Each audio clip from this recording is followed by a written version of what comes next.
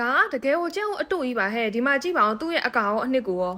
အတူဖြစ်မှာပေါ့အစ်စ်မမဟုတ်တာအဲ့ဒါရေခဲမုတ်ကြီးလေရေခဲမုတ်ဆိုပေမဲ့သူ့ရဲ့ပုံစံကကျဲဦးနဲ့ကိုထုတ်ပိုးမှုပုံစံတူတူလောက်ထားတာဒီလိုတပူးမှဆိုရင်အရသာ၄မျိုးတောင်ပါတယ်ဒါကတော့ကျဲဦးအတူနဲ့အစ်စ်ကိုရှင်ပြီးထားတာပေါ့နော်ရေခဲမုတ်ကျဲဦးနဲ့ကျဲဦးအစ်စ်ပေါ့ကျဲဦးရေခဲမုတ်သွားဝယ်ရင်းနဲ့တာကိုလိတ်ဆိုတာလေအစ်စ်ထွက်လို့အဲ့ဒါပါမြည်ရအောင်လို့အရသာ2မျိုးဝယ်လာတယ်ဒါကတော့ strawberry အရသာလေးပါနေပူထဲမှာနည်းနည်းတည်လာလို့အရေးတောင်ပြောချင်နေပြီဒါလေးကတော့အပြင်က waffle ရဲ့အပေါ်က chocolate ရေးစမ်းထားတာရဲ့အထက်မှာကတော့ရေခဲမုတ်အပြည့်နဲ့ပေါ့နော်ဒီအရသာလေးကြိုက်တယ်တော့နောက်ထပ်ဝယ်စားပြစ်လောက်မှာဒါကတော့အထက်မှာ chocolate ရေခဲမုတ်နဲ့ပေါ့မင်းနောက်မှာ तू ကမပြောပေမဲ့ရေခဲမုတ်တွေကတော့ပျော်လို့ဟေးကို့မှာလက်နဲ့တောင်ခံစားရတယ်စားကြည့်ရှင်လို့ဆိုင်ကိုခဏခဏသွားပြတ်မေးရတဲ့ကျဲဥရေခဲမုတ်ကတော့အခုတော့စားရပါပြီ